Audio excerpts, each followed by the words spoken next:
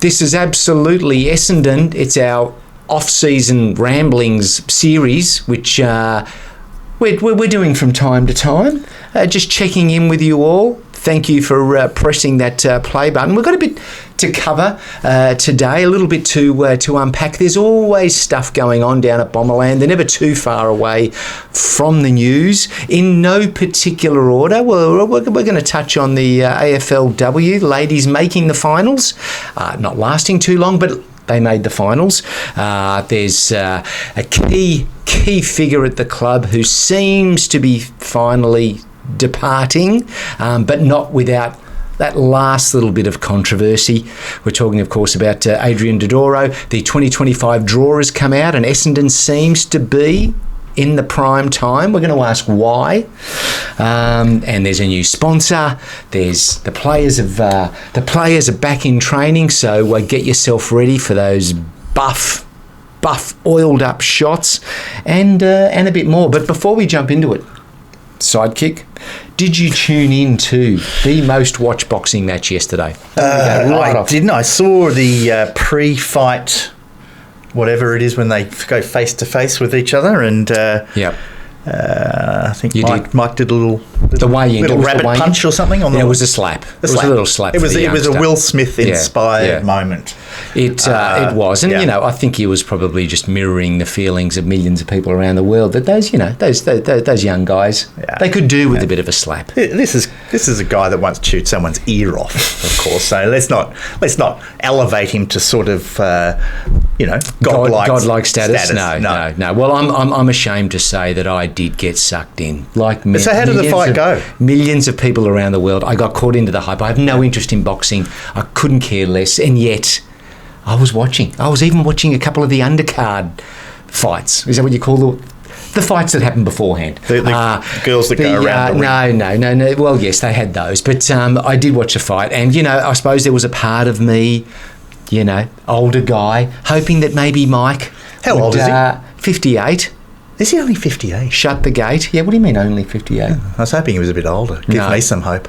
Well, So look, all in all, it was result. Not a great. Well, he didn't win. No, the youngster, the young YouTuber one, who's been having a few bouts. So he wasn't coming in cold, and he certainly had and plenty of time to prepare. But Jake Paul, he's a YouTuber. Won. That's how like us. His claim to fame. Well. All right. Like us. I'm not Costas, sure. you watch out. But, watch out. Him and his brother. Jeff Fennick, is he still doing the rounds? They're built up quite the following. Yeah, he is, and still causing controversy. Love is all. In short, Mike Tyson came out okay, but. After the second round, by round 3, he'd really run out of gas. What was the prize money for the winner? Do you know? It was a predetermined purse for each guy. I think Mike got 20 mil. I think Jake Paul, there's talk that he was 40 mil plus. So a little less than what he makes on YouTube, which is great. All sorts of sponsorship deals. Yeah, I mean, it was quite a circus. But it just there was a lot of celebs there. But in short, Mike, I was just hoping for a little bit more, but father time answers to nobody, and even though they were reduced rounds, not 3 minutes, down to 2 minutes. By round 3, he was spent, the poor bugger. Well, he might have to consider coming up with a sandwich maker or some sort of electric grill to sort of bring in some cash. Back in the day, I don't think he ever really leveraged his. Was that Foreman that did that? George Foreman grill, very famous. That product, big product, and all it was a grill on a tilt. That was it. It makes all the difference, right? That was it. Drains the fat off. He just put it on a tilt of 10 degrees and billion-dollar product. The guy who's had his brain smashed out over a professional boxing career came up with that piece of genius, scientific miracle. Well done, George. Yeah. Anyway. Any chance we can talk about the footy? All right, okay. That's what people are here for. There'll be some people who would have got sucked in. I suppose it's off-season. They would have got sucked in. Yeah, exactly. Boxing. So we should send some of our boys across to the Jake Paul boxing studios. Yeah. Get them pumped up for the season. Yeah, well, a la Michael Long. He certainly was pumped up. Okay, so let's talk all things Bomberland. Shall we start with the no, you know what? Let's start. Let's talk about the draw next year, because it would seem, and I go on about this a lot, but over the last sort of 10 years especially, the Bombers have not had a lot of Friday night game action. But we had some last year. It seemed to be coming back. And the AFL is expanding its suite, its range of Thursday night games, quite a few Thursday night games. People want to start the weekend early. They're helping them by introducing these Thursday night games, and the Dons are featuring quite heavily in that. So my question is it because they're expecting the Dons to rise up once again, or they're just thinking, let's just go with the big ticket clubs? Is it as simple as that? Well, I'm guessing, and I might be wrong, that the Thursday night is a TV play, right? It's yes. a TV audience. I think this is the first year, or 2025 is going to be the first season of the AFL's new broadcasting arrangement, the $4.5 billion broadcasting deal. And I'm sure they've gone back to their partners and said, look, we're going to give you more television content. And so Thursday night is the big play this year. I think it's all bar 2 rounds. There will be a game on Thursday. And I've got to say, I'm happy about it. I enjoy watching it at home on a Thursday night. I'm not sure I'm going into the ground on Thursday night. So in the heart of winter, maybe if the games are at Marvel, it's not so bad, but we'll see. But I think... Is that because you've got to go to work the next day? So, by the time you get home... Well, you've got to come from the office as well. Yeah, that's right. It's the logistics, yes. Yeah. Cutting into your sleep time. I know you like it. So... But yeah, I think it is all about the TV. But I'm grateful. I'm glad the Dons are there, front and centre. No question. It's nice. I think we are still a team that draws good TV ratings, right? But we're not a good enough team to be the Friday night team anymore. I think Friday nights remain more the marquee games, where you've got teams that are really in the running for the finals, or at least as far as the AFL is concerned. AFL probably predetermines who makes the finals anyway. Certainly, when you look at the draw, you'd have to think that they've decided Carlton are going to get a free run this year. But I think Thursday night, interesting. We are definitely going to be featuring strongly. I haven't actually seen who we're playing on the Thursday nights, but we're also in the round 0 this year. Oh, I hadn't even seen which is we go up to, I think it's Gold Coast. Do we? And their wonderful new logo looks like the Eye of Sauron. That's right. So we're playing in the round 0. And interestingly, the gather round this year, you know how we got dumped with Port Adelaide last year, so it was like thanks for that, AFL. Yeah. We play Melbourne again in the gather round. We, of course, played them in the first version of that and won in the rain in Adelaide. Yes, we did. But I think generally speaking, just to sort of wrap up on the draw, not good for us. Not good. I think we've got a pretty tough run. I think we play 5 teams that are expected to finish in the finals twice. Richmond, I think we've got twice. Other than that, it's not... Well, I don't think it's great. What's your thoughts? I don't think it makes any difference. I don't get caught up in that. You don't? If we're going to be good, we've got to be good. Yeah, but we're not. Right. So we'll take a little help. No, So draw. I don't put too much credence in it. But I feel sorry for the draw guy, having to come up with the draw, the balanced draw. It's not easy, because a club like us, especially, so you got Lachie Anzac Day, so that is immovable. Yeah. Then you got the Dreamtime game, also immovable. Is it?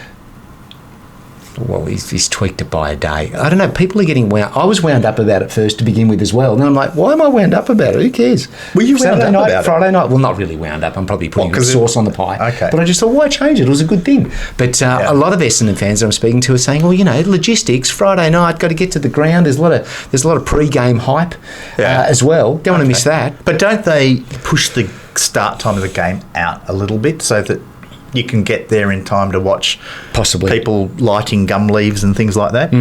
I think so. Maybe instead of a 7:20 start, they go to 7:50 having the extra corroborees and all possibly. Other. Yeah.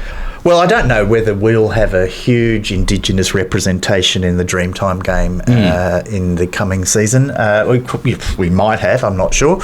But I think we've only got young Alwyn Davey, his brother's booted out the door. Yeah. And they're wheeling out Jade Gresham. Yeah. So I'm not sure either of them are guaranteed a game, but they probably will for that one. Yeah. But other than that, we've got the King's birthday. Oh, that's right. There's another one. There's another one. So that's what I'm saying. Working the draw around all these games that are quite fixed. Yeah, that wouldn't be easy. That's a big game, that Kings. I've got to say that is the game I will most definitely be attending this year. Right. But I'm not going to be attending two more at the rates that the Essendon Football Club are charging for their memberships. Yes.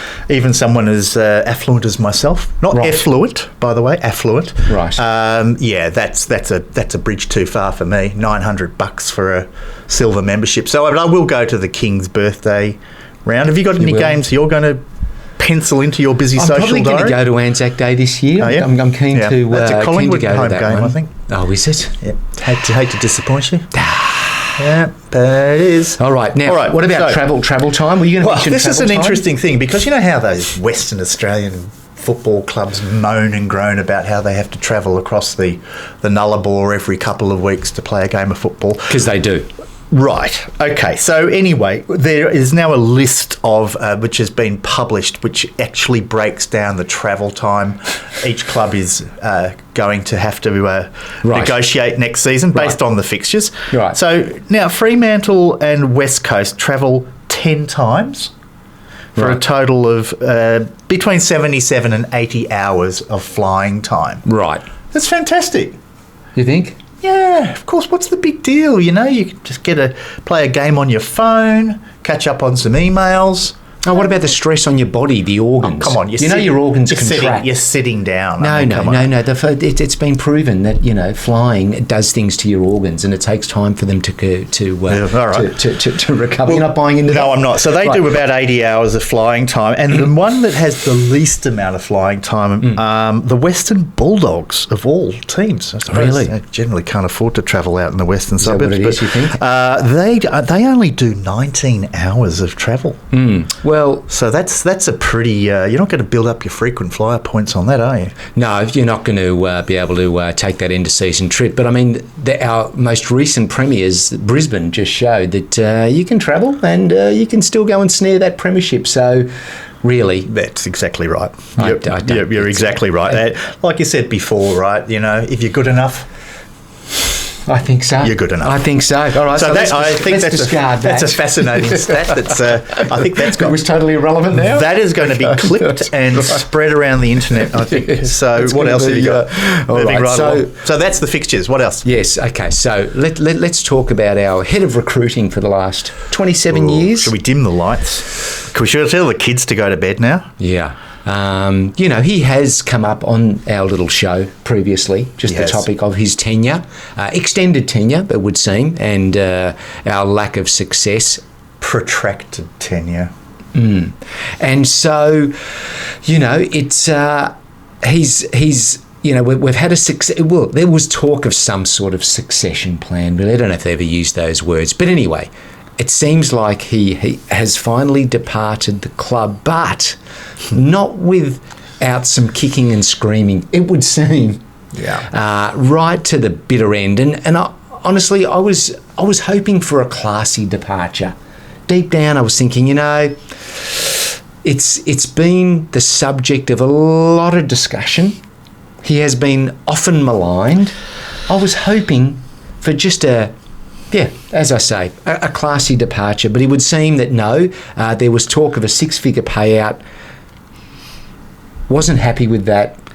What? Dragged the club. He wanted to go 7 figures. Dragged the club to the Fair Work Commission, and so it all had to be negotiated to the bitter end. And you just know, historically, our club. Yeah, we don't mind a payout. We don't mind a break off of a bit of cash. Well, I think to be fair, if the guy's entitled to a certain payment, like if he's legitimately feeling, hey, I didn't take that leave that year, you've deducted it from. I think he's fully within his rights to say, pay up.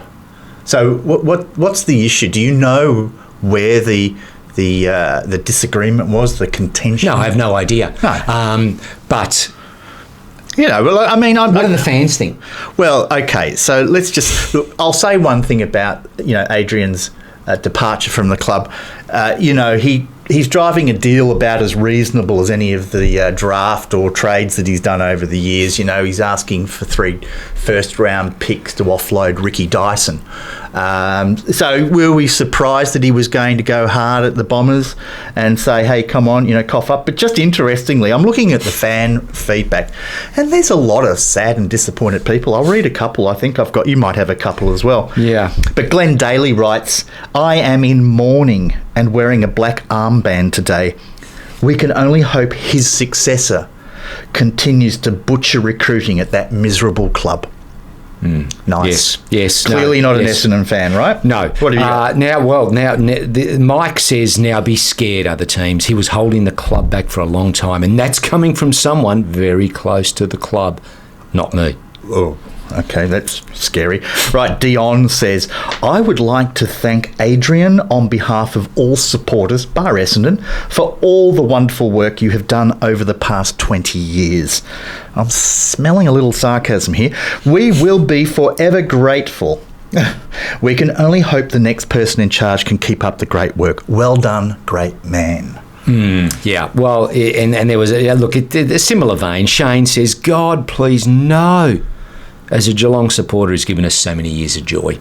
There's a lot in that sort of vein. So the opposition supporters... Say what you like about AFL fans, but I tell you what, they have a cutting wit. No question about it. So Adrian Dodoro, that era is officially closed.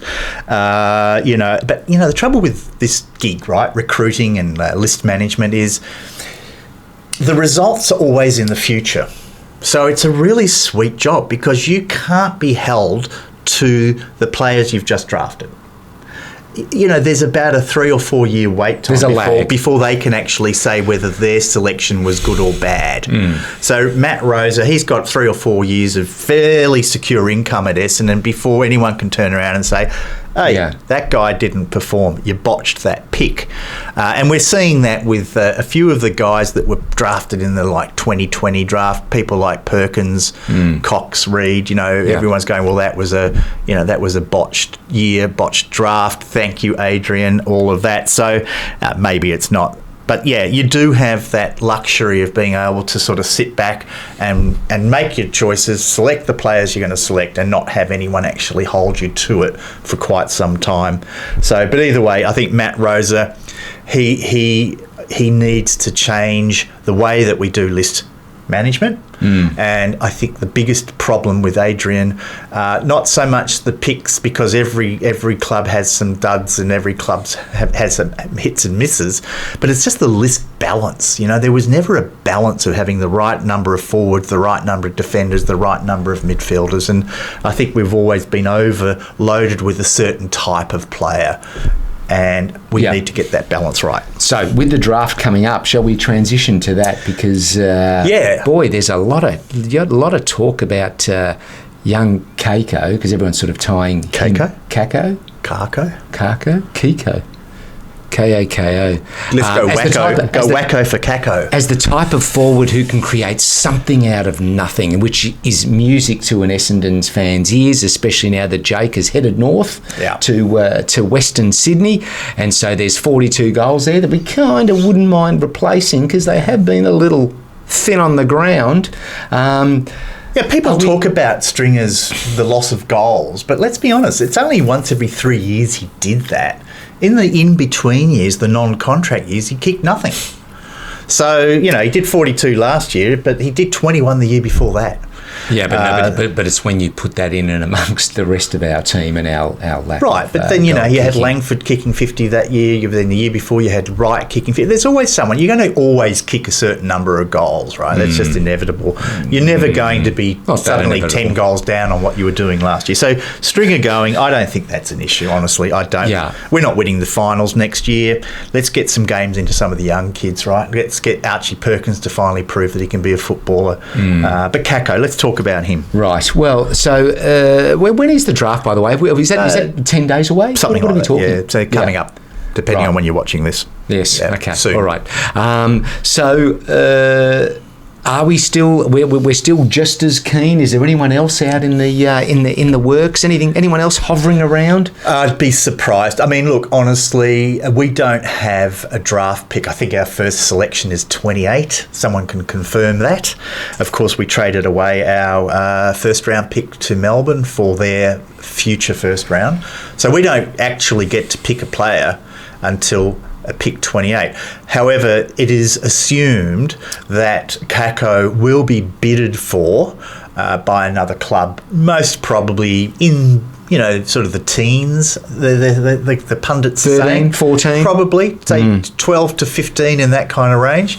In which case, obviously our pick 28 is not going to be enough to match that in terms of the points value. Right. We'll have to package up a few of our later round picks to be able to match the bid from another club should it come. Now, if the miracle occurs whereby no one bids for Kako, we would take him with our first pick, which is, I think, 28.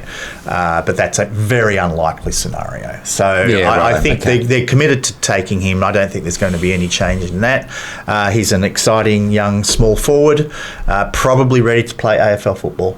Really? Probably ready to go. Yep. He's very good mates with Caddy, so you can get a real bond going there. Right, they played junior footy together. Did they? Yeah, okay, all right, fair enough. His dad's a former Iraqi soldier. Can you believe that? Can you believe that? Yeah, that's an amazing story of, some of these kids have come from different backgrounds, but you don't get too much different than that. Oh, that's good. Well, that's discipline in the blood. Well, yeah. That's the sort of culture we want down at the club. Yeah. So I think he's going to be perfect. He's absolutely a need. We don't have that kind of done. Since Waller left, really, we haven't had that kind of goal-kicking small forward that can lay a tackle. This kid's got all of that. So we'll see how he goes. Not to put any pressure on him. Yes, please, that's what I'm concerned about. We're just putting so much pressure. So let's assume he comes on board. I think the interesting thing, Smoking, is Essendon have intimated that they are potentially looking at trading back into this draft, and by that I mean they can use a future draft pick, probably their future first round pick, one of their future first round picks, to come back into this year's draft, because I think, as everyone knows, this is considered to be a very, very solid draft. So there's a chance that we might seek a trade. I can't imagine too many of the clubs wanting to give up anything in this year's draft, because everyone's very keen to take players from this year. But there's the potential that, say, someone like Richmond, who's got multiple early picks, may say to Essendon, okay, we'll give you one of our or a couple of our second round picks if you give us your first round from next year, something like that. Okay. And I think they're basically saying it really depends on which players are kind of sliding down the draft selection on the night, and if there's any of those players that they feel would add to the team, they might consider trading back into the draft for them. So whilst Kako is a done deal, nothing to get excited about. We know the outcome. There is a little mystery around potentially what will happen on the night itself if the Bombers do decide to, get back into the draft this year. So very good, very nice, very nice, very good. Okay, now let's go to the ladies who managed to make the finals of the AFLW. They played Freo, right, over in Freo. Yeah. Were leading. What was the travel time for that?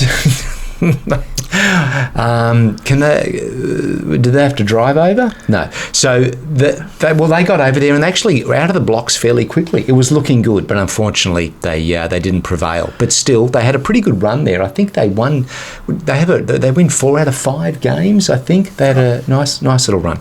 They had a fantastic season, and but true to Essendon form, didn't let us down when the finals came around. Don't put that on them. They were putting the bunting up in Puckle Street, Mooney Ponds, to celebrate the first finals win at the Essendon Footy Club for a long, long time. There was going to be celebration for the nation. It didn't happen, and look. But let's look at the positives. They made the finals. We come back again another year, right? Yes. It's always next season. Yes. For the girls. Yes, they did very well. They did. Fremantle in the end were just too strong. I think they rolled them in the last half. For a pounding victory over our damsels in distress. They did. All right, now great coverage of that. Let's by the way, smoking. Who was one of our better players in that game? Look, too good, as always. Really, as always. Yeah, was. Didn't Maddie get injured? Was strong. I thought she suffered an injury. Maybe. No, she all right. didn't. Okay. Let's move on it's to not in our wheelhouse, really, is it? No, it's not. But the club. What is in our wheelhouse is the club always manages to find these sponsors. Now, I don't know the deals. We don't know the terms, of course. Yeah. Whether we're getting a good deal, we're getting a great deal. But Puma have come on board. Yes, I saw that. Good sporting, very strong sporting brand. How long did Under Armour last? That was a pretty brief dalliance, wasn't it? Yeah. A couple of years, maybe. You think they felt maybe they weren't getting bang for their buck? Oh, the players were complaining the shirts were too sweaty or something. I don't know. But Puma are on, and they've got the little red Puma. It's a nice red Puma, so it matches the colour scheme. Yes. Sits proudly below the throat of all of our boys and Dutton girls. Are sticking around. Dutton are still there. Yeah, they're still there, so that's good. Puma have come on board. Look, this is not like the Premier League in English football where they change their shirts every year and there's about 3 different versions of it. You've got the away shirt, you've got the Champions League shirt. So wear a black shirt with a red stripe. Yeah. Or a red sash. There's not much you can do with it, really. So I noticed on one of Essendon's social media releases, the boys were looking at something down in the bottom corner of the jumper. Right. I don't know is it a hologram or something? Are they teasing something? I don't know. They would go, hey, look at that. There's a little hologram. I think it was a hologram.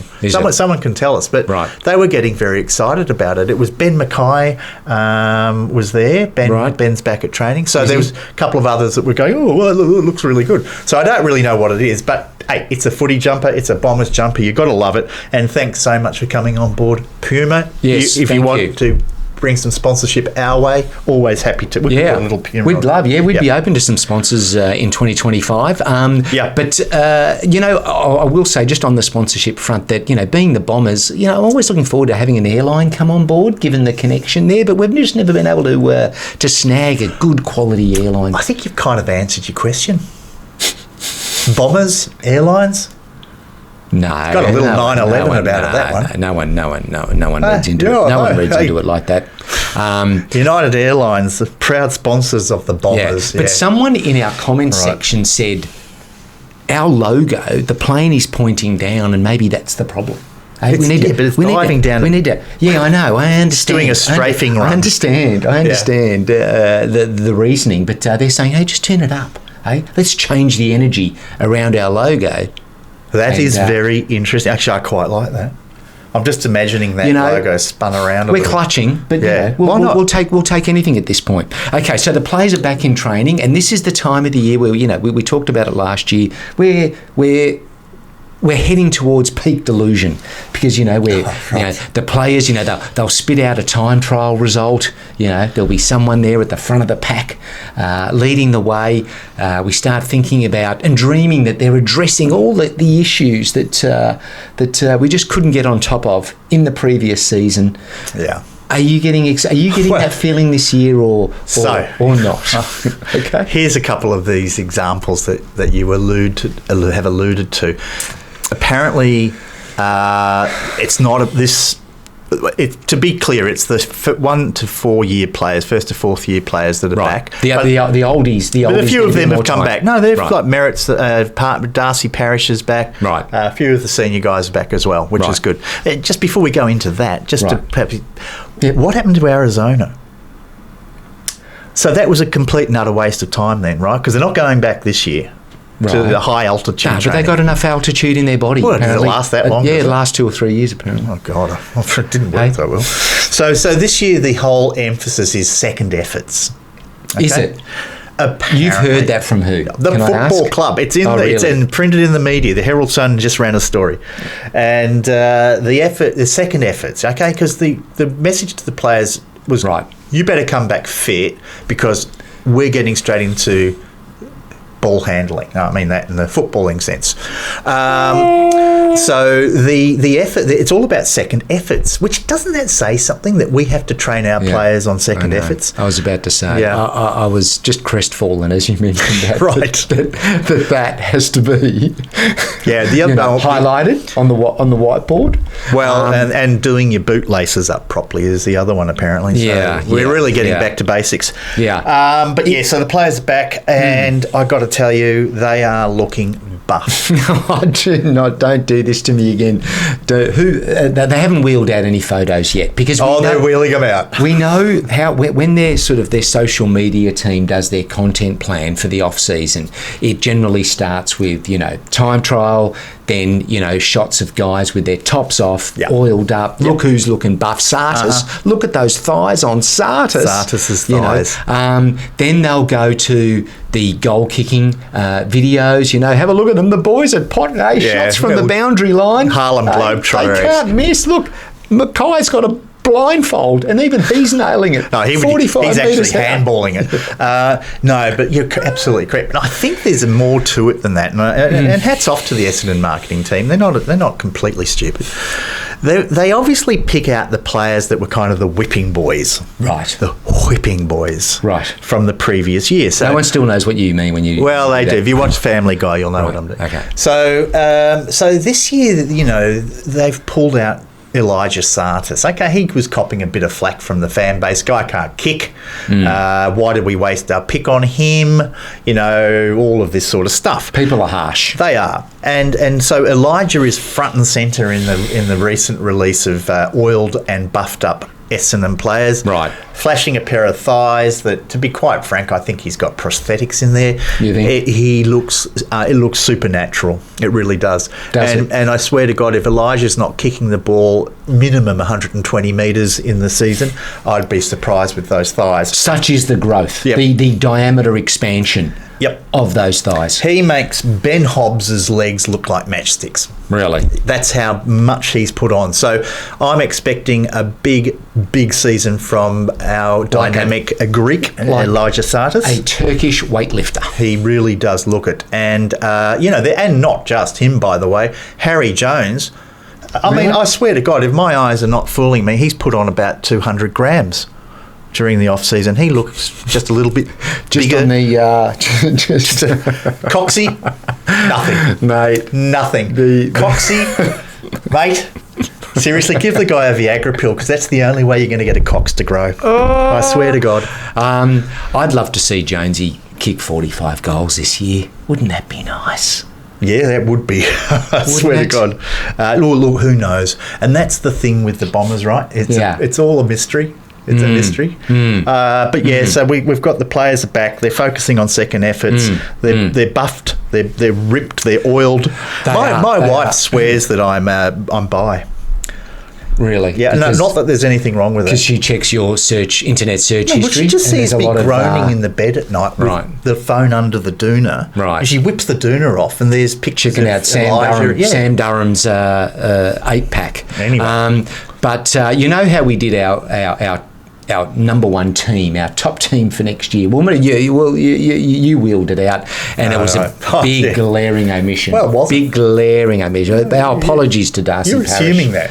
Yeah. You're assuming I forgot Darcy Parish. But do you know what it suggests that we left out Parish? Just such is the abundance of our midfield. Is that what it was?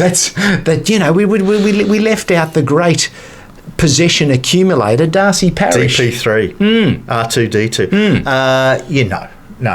I was actually hoping he would be traded, but it didn't happen. Not that I don't like Darcy, but he's got currency and we don't need him.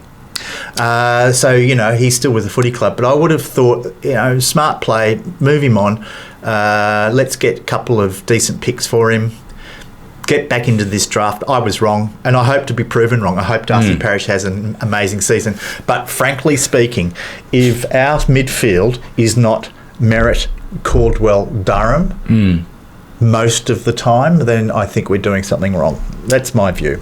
Yep, bring it on. I don't know. Bring it on. I don't know. Mrs. Parrish. You will have many people agreeing with you, but I don't know. So, and I think in general our best 23 was fairly well received. It was, yes, it was. I mean, there's a bit of excitement around players like El Hooley. Like, people want to sort of see him slipped into that side. I think everyone agrees that Roberts should have a permanent position. A lot of agreement around that. Yep. There's conjecture around Hobbs, Sartis. They're dividing the crew at the moment. You know, my take, Hobbs had a good first year. You know, there were some really positive signs. Don't know what the hell happened in year 2, but let's hope he can recapture that form. Sartis, you know, different view. We still haven't quite seen enough yet. Well, his time has yet to come, but I think... These thighs are probably going to make all the difference. That's the thing. Look... Yeah, again, I'll say it one more time. We are the mystery prize. You know, when you go to the airport and take a mystery flight, you don't know where you're going to land? That's us. This season, that is us. We are anything from, you know, bottom 2, maybe even to scraping into the finals. You know, I just can't nail it down. So many questions about so many players, and that is the problem. The one good thing, I get the sense that the club is finally reaching the point where we're not going to tolerate the passengers anymore, and we're going to place really sort of pretty high demands on players to perform. And we've got to focus on developing the younger kids. So, I mean, the fact that you've seen guys like Heppel and Stringer move on, it just means that guys like Roberts and Perkins and these sort of players will be getting much more airtime. And we have to do that. We have to invest time into the youth of this side. And I think we're doing that.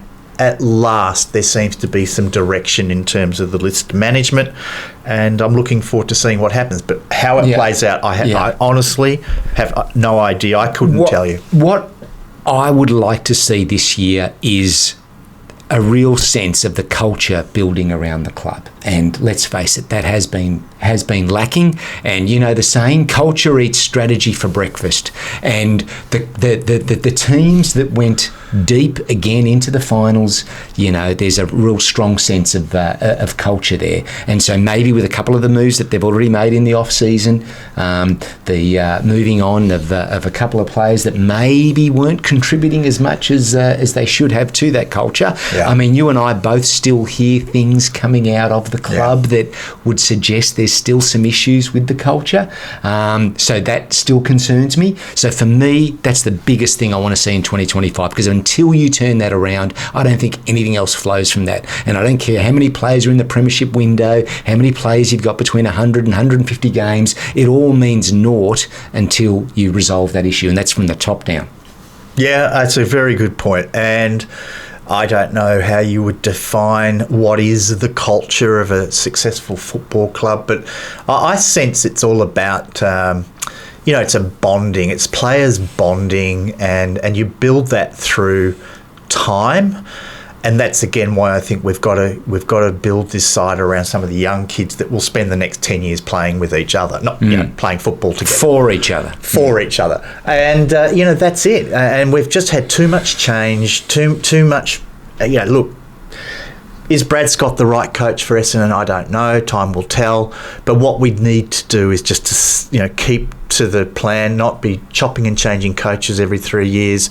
Build some consistency, build that culture, let the players grow together, and who knows what they can achieve from there. So, and there are some missing elements in terms of the list, and that's a work in progress. We are not the finished product by any means. Who knows where Peter Wright's going, for example? Do we need to think about a long-term replacement for him? Probably. Yeah. So again, it's a season full of question marks. And, but I do hope to see my hope for 2025, and I'd be interested in what you're thinking, is I want to see guys like Jones and Cox, Zach Reed. I want to see these guys at Perkins, finally sort of becoming consistent contributors to the footy team. And you know what? There's a lot of upside if those guys can do that. And I think that's really where the improvement will come from. Yeah. Roberts is an exciting prospect. Hawley's Kako. These guys, we've got a lot of players that are still some time away from reaching their full potential. So that's what we've got to look for. I mean, the likes of Sam Durham showed really what can happen pretty quickly. Yeah. Within one pre-season, boy, what just an influence he had on the team. Try and imagine it without him last year. Yeah. And I mean, even though we didn't even do great, but I mean, just try and imagine it without him. So, do you remember the beginning of last year? He was like front and centre with the pre-season photos. He Wolverine. Was all Wolverine, we'll call him. So Elijah Sardis? Yes. Pressure is on you. Maybe. Yeah. Okay. All right. Look, I think I'm going to leave it at that. What do you think, unless you've got anything else to share? Any other thoughts on the world? Absolutely nothing. No? No. Okay. Well, the world is a strange place at the best of times. It is. It is. So let's look forward to the draft coming up in the next week or so. Okay. And we might be back after that. We might pop back if there's any sort of outstanding news. Of course, follow our X account. We're always keeping you up to the minute with the latest breaking news there. Yes. And always feel free to comment, subscribe, do all of that stuff. Love your comments. That's right. Yeah, we haven't been asking for subscribers. No, well, we don't. Yeah, smash that like button. That's how you say it. Yeah, really smash it, guys. It's got to be smashed, not just pressed delicately. Okay. Thanks again for watching. Thanks, guys. All right. See you soon. Cheers. Bye. Bye now.